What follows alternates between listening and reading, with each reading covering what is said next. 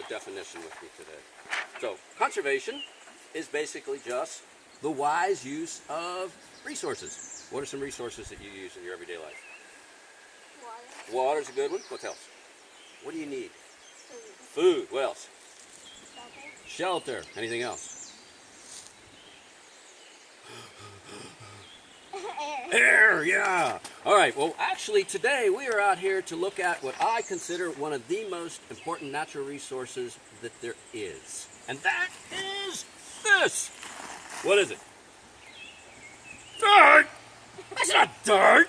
Dirt's what you track into your house and your parents go, get that dirt out of me! Who can live without it? Anybody. I've had college students tell me that they can live without soil, and I'm just amazed. I think, well, maybe for a little while, but after a bit, wouldn't you get awfully hungry? Because where is all your food coming from? Soil. Yeah. What else does soil do for us? Where's your house? What's it sit on? It sits on soil. Yeah. What do you drink every day? Water. Water. Any idea why you can drink clean water? Because filter it out. Exactly. Soil actually works as a gigantic water filter. All right. This is what actually gives you nice, clean water. You may say, well, how in the world does that work? All right. And in the soil, I mean, you may be amazed, but they figure that, see that handful there? There are probably more organisms in that little handful than I could possibly count in my lifetime. There are literally millions, if not billions, right there. Most of them you can't see. They're microscopic. Funguses and microbes and actinomyces and all sorts of interesting critters. And to them, I know it's bizarre to you, when your wastewater goes through the soil, they're like, yeah, dinner! They eat it up. Same with your septic tank. Yeah, all your poop, all your toilet paper, all your soil that came off your body, anything you went down the drain, they eat it up. They clean it up for you. So the bottom line is, by the time that water, that dirty water, goes down through the soil and into groundwater, because all of us in Fulton County drink groundwater, even people in McConnellsburg, they get their water from wells. So that water needs to be basically treated. It's treated by the soil. What's that cost you? Zero. Nothing. The soil treats your drinking water for free. I think that's a pretty good deal. Can you live without clean water? Not real well. So, provides our food, cleans our water, gives us a place to put our houses. If you go in other places in the world, a lot of people actually build their houses out of soil, don't they? Things like adobe bricks and all. All right? And we already mentioned that what's in there? Gazillions of living organisms. It is full of life, including what? Roots. Okay. So things grow in it, right? And there's all sorts of little critters. If you were to look carefully, you'd probably see roots. If we were to look carefully, we might find some worms, snails, slugs, and of course those microscopic things we're not going to be able to see with that camera. So, but it is full of life. So the bottom line is basically, you and I cannot live without soil. So soil is what we would call a natural resource. Can't live without it. And yet, most of us, how do we treat soil? Like dirt, right? We're like, who cares? Don't worry about it. But without it, we don't survive. All right, so let's back up just a little bit.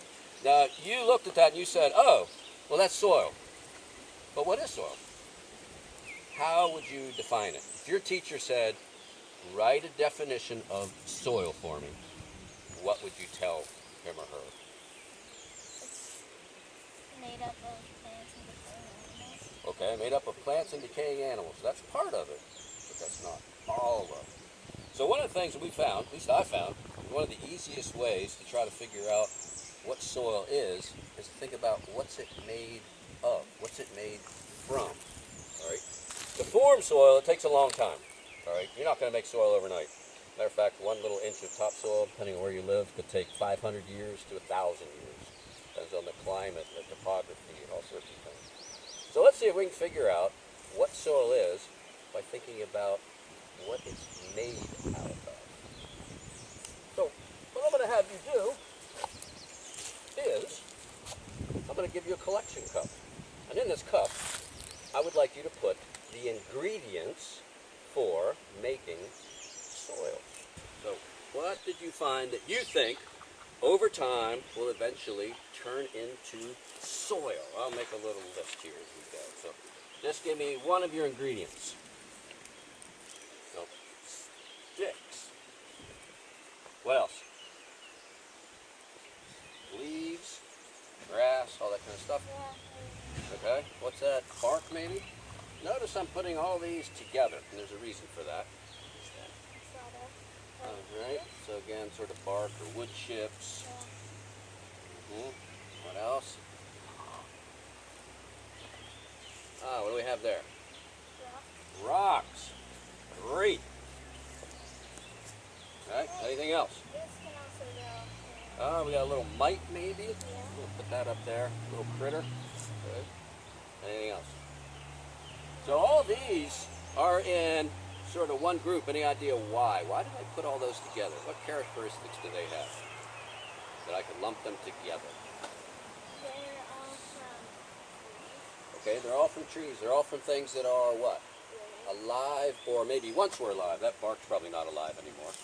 Yeah, so these things that are alive, once were alive, basically full of carbon, we call organic matter or material, whichever word you want to use.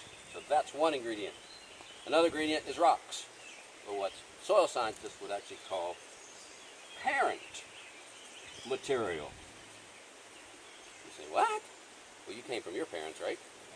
Well, that soil actually comes from its parent rocks, which could all be one kind or could be mixed. So I said we had 4 major components, yes? What do you think we're missing? I'll give you a big hint. As soon as I gave you your cup, you actually had one of the ingredients. What's that cup full of? Even if you don't put anything in it, it already has what in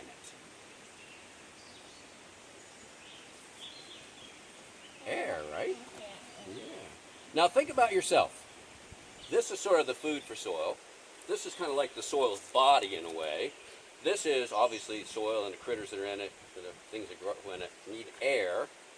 Just like you, in order to live and grow, what else do you need? Food. This is sort of like your bones. And you need air. And you need one more thing.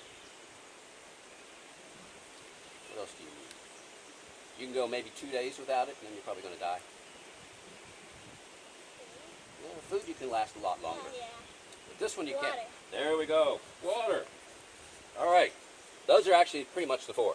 If you look at, you guys have all looked at pie charts before, right, in math class? Okay. If we look at a pie chart of soil, this is pretty much what it looks at. Roughly 25% of the soil is actually air. There's pore spaces in there, holes in there, filled with air. Roughly 25% is water. Roughly, what would that be? 45% or thereabouts is that rock, that parent material, whatever that might be. And only, usually a maximum of 5% is all the life, the organic matter. This includes your earthworms, your microbes, your what? Your leaves, your sticks, your roots, anything that's alive or once was alive. Okay? So if we have all this, you think you could put this together to create a definition of soil?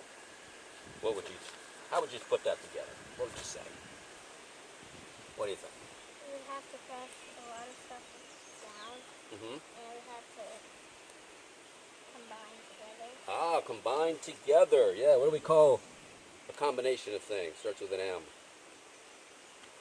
A mixture. Yeah, exactly. Now this is one definition of soil that I like. It's pretty basic. It gets to the point. So it's a complex mixture of what? The air, the water, the parent material, and all that organic matter, right? All that stuff that is alive or once was alive. Pretty cool. Put all that together, what do you have? Let's review. So what is this? No, not dirt. It's soil. And what is soil again? It's a mixture of water, organic matter, air, water, Exactly. stuff, right? We'll find our little flip chart. Yep. So mixture of the air, the water, the organic matter, and then what's the biggest portion of it? The broken down or weathered parent material or rock, however you want to look at it. Right. Right. So we got that weather, and we have erosion, time, all sorts of factors to form soils. But you notice that we have all sorts of different ones, don't we? Depends on where they are, what the parent material is, how much of this stuff, this is what again? Organic matter is in there, and we can do a lot with our own soils. We can treat them like dirt and till them up and kill what's in it, or we can treat them well and add organic matter and, you know, change it a little bit to help things grow in our own yards and gardens if we so desire. Okay. Here, I'll sing a line, and then you sing a line. How's that? So it goes like this. It's often called the dirt song, but I don't like the word dirt. Yeah, it has this just negative kind of feel to it. Or soil, you're like, yeah, soil. Dirt is, ugh. Anyway, it goes like this. Soil made my lunch, do do do do do. So try that. Ready? Soil made my lunch, do do do do do. Soil made my lunch. Thank you, soil. Thank you, soil. Thanks a bunch. Thanks a bunch. For my salad, For my salad, my sandwich, my sandwich, my milk, my milk, and my munch. and my munch. 'Cause soil, you made my lunch. 'Cause soil, you made my lunch. Exactly. So you ready? From the beginning. Soil made my lunch. Do do do do do. Soil made my lunch. Thank you, soil. Thanks a bunch for my salad, my sandwich, my milk, and my munch. 'Cause soil, you made my